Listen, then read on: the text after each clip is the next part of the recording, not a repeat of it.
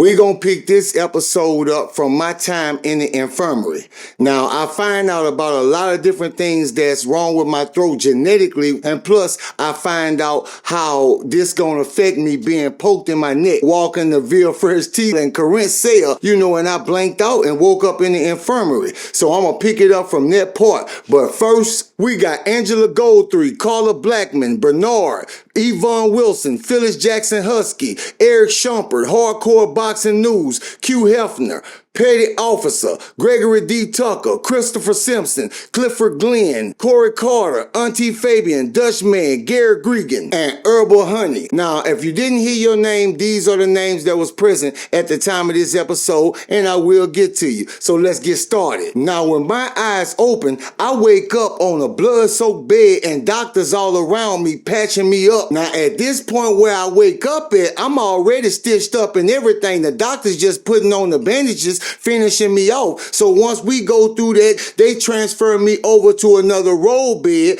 and roll me over to the spot where I'm gonna be at. I just kind of shuffle up and sit up in the bed and just look around, and I'm seeing that this infirmary is made different. Man, this look like you inside of a big old animal cage. They got a lot of different conversation going on with the guys that's woke, and I say about 15 to 20 inmates that's woke. After I take my look around and adjust to where I'm at, now my mind go to thinking, who did this to me? Because I didn't see them. When I tell you they caught me off guard, they caught me slipping. As you can imagine, I'm on fire at this point. I'm running through the list of enemies I got. Pow, pow, pow, pow, pow, pow, pow. Out of nowhere, two inmates in the beds across from me just started busting on each other. Now these dudes tearing it down, and they was just talking to each other. Come on, bitch, what's that? What you gonna do now? These two dudes punching, wrestling, they going so hard, they moving dudes that's on side of them sleeping, they caught, they rolling and falling all over these dudes, pushing them out of the section that they in. Now, I can't tell you how long I had been out once I got poked in my neck and woke up in the infirmary, but I know it's lockdown time because it's dim up in here. This fight go on for so long. Hold on, come on, yeah. Oh, where you won't pick up shit? Till these inmates get tired of wrestling and throwing punches, they start picking up shit. One of the inmates go run and pick up a garbage can and slap the other inmate with it. Now the other inmate gone to try to find shit, and the guard still ain't made it in here. Yeah, the inmate from bed 23, he go pick up one of them big clipboards that you can open up and put paperwork inside, but it's extra big and aluminum, and he slapped dude with it, knocked dude out. Bitch ass, boy. Now even though dude knocked out, this inmate proceeds to stomping him, and stomping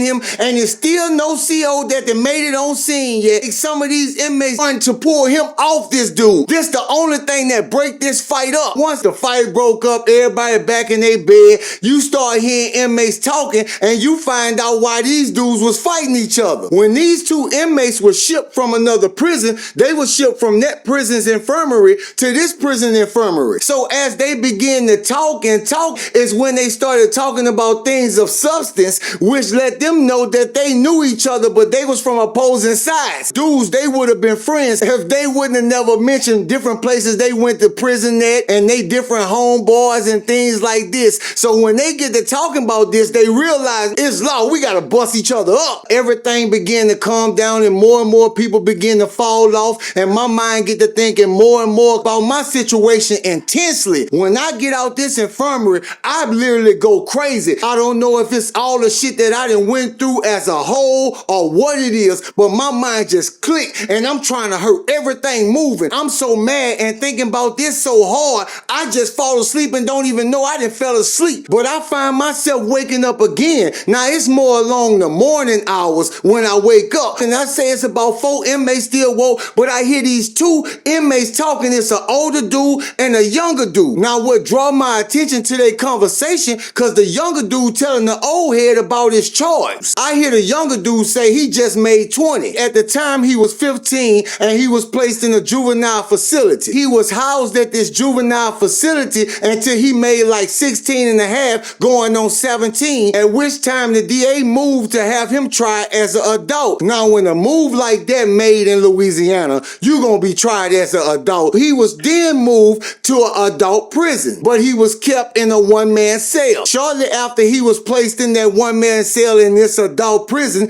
his trial date came up and he was convicted. Now here's the part where I want you to put yourself in his shoes at. I hear this young guy explain it like this to the old head. Sometime in September of 2000, this dude was at home with his mother, his father, his younger sister, one older sister, and he remember being in his bed sleep. Somewhere in the night, he hear his mama scream, and he gets up and runs to where his mama at, and is right in front of his older sister's room. Now he say when he get up there, he can't move, he can't say a word, he just froze. He see his sister on the floor on side of her bed, bloody with a bunch of knife wounds in her. He can remember his mother calling for his father. When his father come, his other little sister comes as well. So his mother tell him to take his little sister and go to their room. Now from his account, he in his room, his mother and his father talking about something, but he can't hear because his door closed, but he can remember him trying to comfort his little sister. The next time he remember coming out of his room is when the police get there and they take his whole family down to the police station. Him and his little sister was placed somewhere in different rooms, and his mama and daddy was placed somewhere else, where they all stayed till sometime that next morning. Now in his mind, he thinking his mama and daddy being questioned all this time, and more than likely that's what happened. This thing went on for so long, he remembered that he had then fell asleep on the couch in this room. The next thing he know, his mom and dad waking him up, hugging him, kissing him, telling him and his sister going to a temporary placement. After his mom and dad finished hugging him and his sister,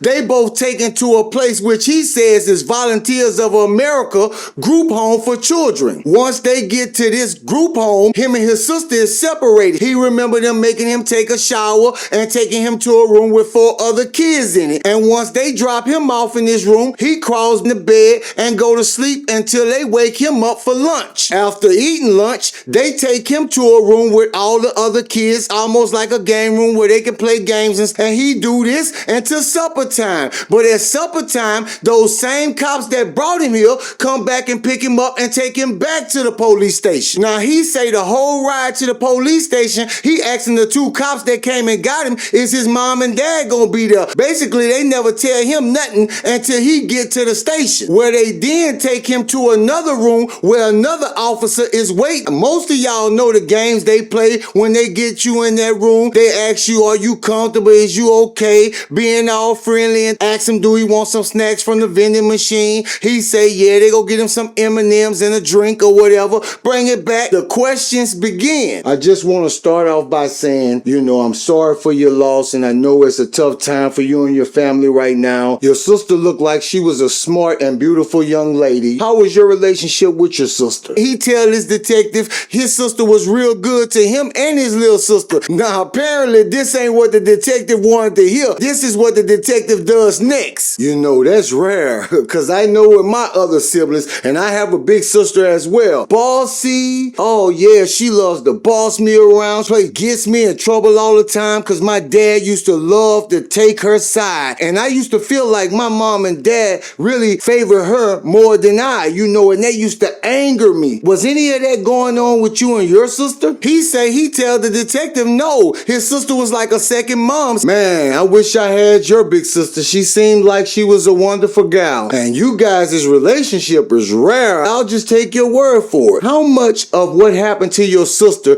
do you know and do you understand? He just tell the detective same story I just previously told you guys. And this goes on for 11 hours to a point the detective just started getting angry and just started downright talking to him dirty. Next question I'm about to ask you, I need the truth. If you lie to me, I can't help you. What happened that made you want to do this to your sister that you say you love so much, was a second mom and took care of you? Me, I didn't do this to my sister. Now, I've been pretty fair with you, wouldn't you say? Yes, sir. Well, why your ass want to lie to me, and we found evidence that says you the one that did this? We done already cleared your parents, and we know damn sure your little sister didn't do it, which leaves you. I would never do that to my big sister. We found the blood in your room, so after a couple more heated exchanges with him and the detective get up and storm out the room, and after a while he come back with another detective, and they go in and they wear him down, and then I'll tell you what you want to know, sir, but it won't be true. I'll be making making up a lie, sir, but I'll say what you want me to say. Then they walk him through the statement, and after he's saying what they want him to say, they press record. Now, out of all these hours they've been questioning this guy, they only got 1 hour of footage, and that's his confession that they coerced him to make, allegedly, and with that, he was arrested, allegedly. They found out before the trial that his sister's ex-boyfriend was up and down his street knocking on different doors around about this time on this same night, and he was never picked up or questioned in this matter. He was abusive to his sister when they was together. So this guy was convicted, you know, and that's crazy for me to just hear this guy saying that. Now, all this I'm saying allegedly happened according to this inmate that's telling this old head this. But I just want to hear you guys' thoughts about this, you know, and it ain't no wrong or right answer. All right, wake up, inmates. All y'all get up. Now, I never did go back to sleep, so when the CO came in to wake us up, I was already woke looking at him. Now, this CO go through his roll call, and this CO named CO Brennan. After this CO go through the roll call, he make an announcement. Incapacitated inmates only will get their food brought to them bedside. All the rest of you inmates, if you want y'all, get to a table. So after we get through this lumpy ass oatmeal, you know, everybody starting their day or whatever. You know, I'm just kind of cooling out this day and just watching everything going on around me. So we gonna go up to like right after noon chow. Round about this time is when they start making their rounds, checking up on the injured inmates or whatever. And guess who doing the rounds? A nurse and Dr. Garcia. Now, both of them doing it on their own, but ain't no telling who you gonna get. So I'm praying the whole time, man, please don't let Dr. Garcia come to me. Now, I'm sitting there fidgeting. I mean, my nerves on edge because they going cross. You know, one come over here, one come over here. It ain't no particular order, and it's about 20-something inmates before me. When he get 15 inmates in, I've been sitting there debating on what I'm gonna do. Now, I'm feeling pretty good. I done been up, I done walked around, so I got options. You know, I can go up to the cage and tell the charge nurse or whoever in the cage, I'm good. You know, I want to go back to my cell. All they gonna make you do is sign a medical, which is a waiver, and they gonna let you catch the first thing smoking back there to the cell blocks. The closer and closer this dude, Dr. Garcia, get to me, even though Garcia on the other side and the nurse on my side, he finishing patients faster than she is. Now, after waiting a little long, I bust my ass up there to the cage, and that process go down just the way I told you. I sign that waiver and I catch a ride back with a prison orderly that's headed back to the cell blocks. Now, when I get back to the cell blocks, I'm spooked as hell.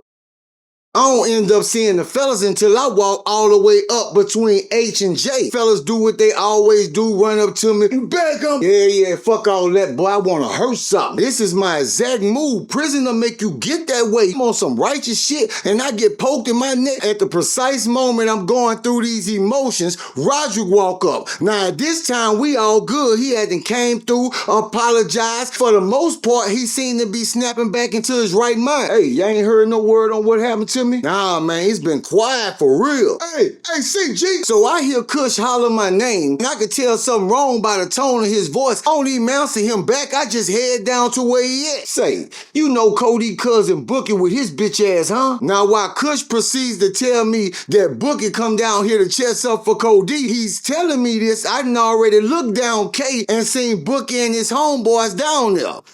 Now, they down there looking super ugly, mugged up, watching Kush tell me this. They ain't saying nothing to each other. It's just a stare-down contest. Me and Kush face-to-face like this, and K Hall right here where they standing at. Now, me just speculating, I guess because me and Kush stayed in the huddle talking to each other for a while, longer than what they like, so they get dug off in their feelings and they get compelled to say something. What, you went and found you a sugar daddy or hoe-ass nigga? What you say? What's that? What you mean? That shit got turned up lightning fast. Huh? I'm feeling I ain't breaking up shit right now. Scratch one-on-one again. As they trade words, they getting closer and closer to each other. Boom, boom, boom, boom, boom, boom. First time ever seen some both of these boys throwing dum-dums. Every time they hit each other, they throwing 2 punches at a time. The first one hit you, knock you out, and the second one wake you up. Now, this shit hadn't got violent. If Verhausen hadn't rolled through, these boys would have rolled each other out with their hands alone. bookend Kush fight every single day. Now we grab Kush and we skedaddle from that situation. We go all the way back between H and J. Now we gonna skip up a couple hours or so. We still between H and J and we stand out there talking. Kush out there, Roderick out there. NewJackCrew didn't even came where we at. So we out there pretty deep. This same young nigga been getting into it with Bobby Mack. He passed by us and he got to make some kind of gesture and a laughing noise, letting us know he ain't bothered by us. Now you know when it ain't no quitting a nigga and you gonna have to get on his ass, cause anytime he walking with only 3 other dudes, when he pass us by, he's still playing. What they want? Before I knew it, I had to snap. Newjack.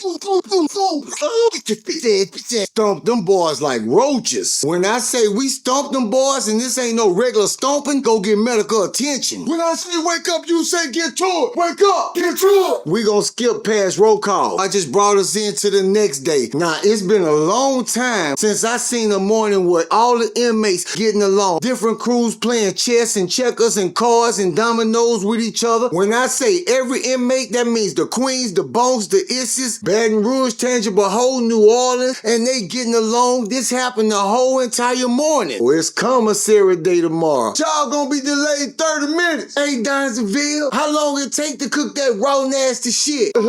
Trustee came in and announced that it was gonna be a delay on chow, and the queen cracked a joke, and they all laughing together, chiming in. This how lighthearted the mood is. Hey, young brothers, what's up with your old nigga? Young brother, you gotta stop disrespecting yourself. You gotta start trying to replace that word with God. We've been programmed, you know, but the father say, I hear the guy that they all call preacher, rabbi. I had a discussion with Ryan, and we couldn't be for sure, so I'm just gonna say rabbi, but I ain't sure. Don't quote me on that. We gonna just say rabbi. I see him walk up to some younger guys and ask them could he get a couple ticks of their time. Now every time I see the guy that all the inmates call rabbi, he always preaching, you know, some biblical shit. Some are Newjack playing checkers, some playing chess, cards, but I'm laid back sketching. I'm looking at the dude, but I ain't paying total attention to him because I done seen him do things like this before. So I'm sketching and I'm kind of looking up at him every now and then sketching. You got me fucked up. You gonna pay me my money. You gonna just have to chalk that one up or get your head whooped. And the silence is broken. Baby and the queen they call Tootie come pouring out a cell on K. Whoop who ass, you must think a bitch round here giving head for the hell of it. Baby then went inside that cell and got some head from that queen and don't want to kick out them duckies. Get my money, telling you now.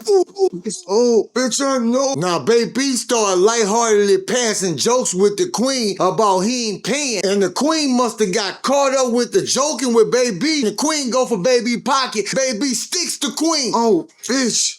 Oh, you shouldn't have did that. Now the queen days baby going in for the slaughter. This what gonna happen to all y'all. What's up? Oh shit. Hit up. Now you can put this on what you want to. At the time of baby getting hit up, every inmate in the vicinity can't believe it. Nobody thought baby was the type of nigga to go out like this. From the moment I met this dude, I said he was gonna be a real problem. I even started planning the big showdown inside my head between Newjack and Baby Crew. It's some niggas that come in prison and the moment you see them, you know what they gonna be. You know if they gonna get violated, rolled out quick, if they gonna last a minute. I never thought Baby was one of them dudes that'll get rolled out quick like this. He ain't even see it coming. Bitch, started it. Bruh. That queen showed that boy no mercy. Bet she never thought you pulling a little scam like that, get a free dick suck from a queen, or take your life from it. Real shit, that boy sat out there and begged that queen, please don't jug me no more. He should have thought about that. Yeah. Remember I told you, sometimes when you take a bad dude out of position, when you chop his head off, you put an even better dude in position. That's just what happened. Not even a whole day after Baby got hit up with that Pokemon, one of the niggas from his crew named Cham, he stepped into that position. This dude ain't nothing but a vicious predator. I'm gonna give you a summary of who running what crew and who running with who done clicked up. Cham took over Baby Crew. You know Jordan and JV Young running with Brightside. Plus now they done got cool back again with Tangible Hope and Ascension. Now check this out. Tangible Hope was already tight with Melville and Mandeville. I swear them boys about 35 strong. Remember the dude Boney B, Cornelius, Doug, Clyde, he run they crew now. Corinth run the VL crew. Dude named Decky run the Ponchatoula crew. Bump got Pontchartrain. The dude Gene run the Baton Rouge crew. The next thing I want to run by you, we gonna go all the way up to lockdown till we already in our cells, everybody in their rack. Now me and my cellies, we all in our cell, we in the rack,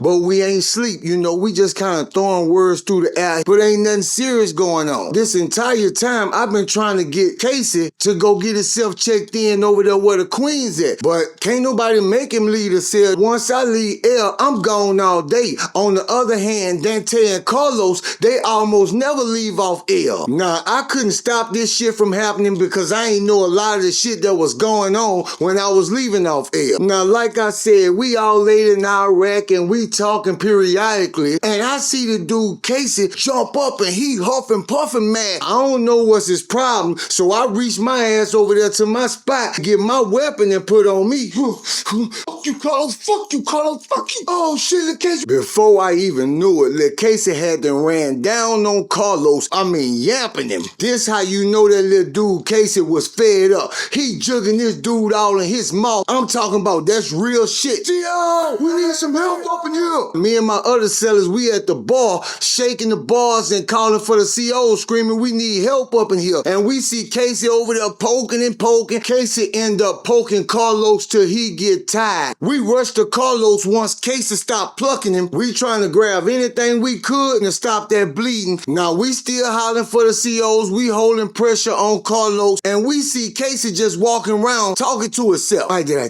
do that? Now about 25 minutes into this thing waiting on the COs, I'ma keep it all the way real. I already knew Carlos had bled out, but I kept telling the sellers, nah, he alright, he gonna be straight. But he wasn't. I already knew what it was. Finally, after 40 minutes or so, the COs come rushing in. Now they beat the shit out of this little dude Casey. You know what I'm saying? Cause he get to apologizing as soon as they walk up, so they knew who it was that did it. So after they beat Casey stupid and drag him out the cell, medical come in, but they just fake stunting. You know what I'm saying? They already know that man gone. When I say wake up, you say get to it. Wake up, get to it. So this morning we woke up by Spencer, Baker, Hubbard, and Verhausen. They making all us go get all our PPE or our work supplies that we need to start workforce. Now I'ma skip all the way up when I went and got the fellas to come walk with me up there. We walking and we right in the smack middle of the red zone. Oh yeah. Hey, y'all hear that? Hey, it's come from over there. Now we go over there where we got a bunch of bus bars for breaker boxes at, right by those new guard offices they fixing up. And you'll never guess what we see and who we see. We see C.O. Delcourt, Nick Bachman. Now it wasn't hard to find where they was at all. Now the first thing I seen when I walked up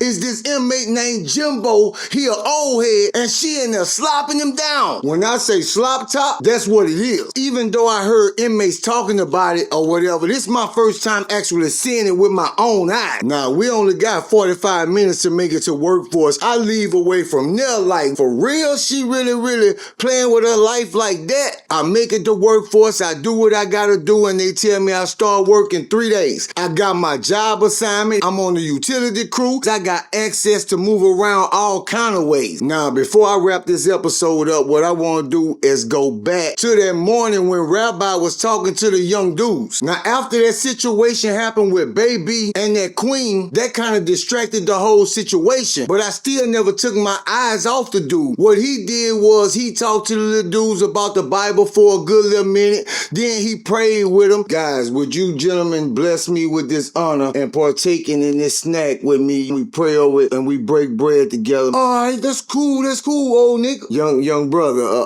again, you know, I'd rather be called God or King, you know, rather than nigga. Just ask that you respect that, young brother, for you will always be welcome in my house to share my bounty. Pray that you... Now, while he got these dudes praying with their head bowed and they blessing a bag of chips and some Vienna sauce, this dude do a long ass prayer. Now, I'm watching Lil and them look like they getting aggravated.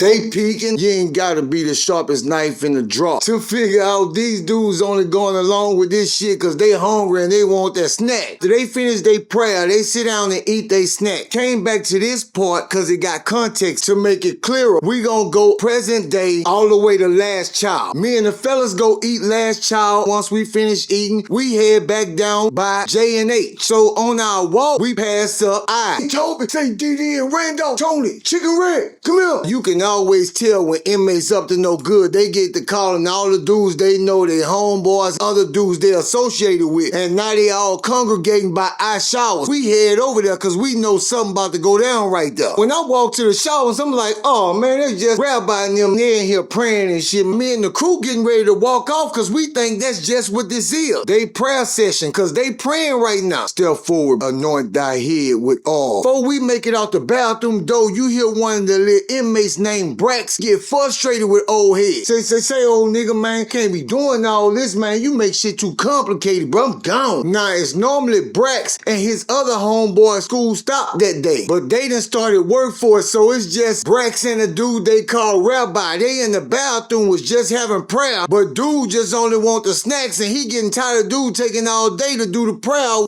Listen, number, did I tell you about that nigga shit? Come on, bro, please. Shut your ass up and walk to my cell. I'm about to show you what it is. Get the marching. I'm gonna put this inside you. This old head that all these inmates call Rabbi, he done took this dude down to his cell. Pick this shit. Let it go. Did to this inmate what his intentions was since the very get-go. Now, New Jack, we gonna end the podcast right here, and I hope for a lot of you guys that told me could I slow it down and explain a little bit more, I hope you got this process because this was like a bring you up to speed because the next thing I upload will be a full episode. Feel Fresh Tea ran across Honorary and they exchanged numbers and I finally got a chance to talk to the dude, so you know everything was good and cordial, you know what I'm saying? Now we both had a lot of errands. He told me whatever I need him to do, put him down for it. I can bank on it. He gonna do it. See you guys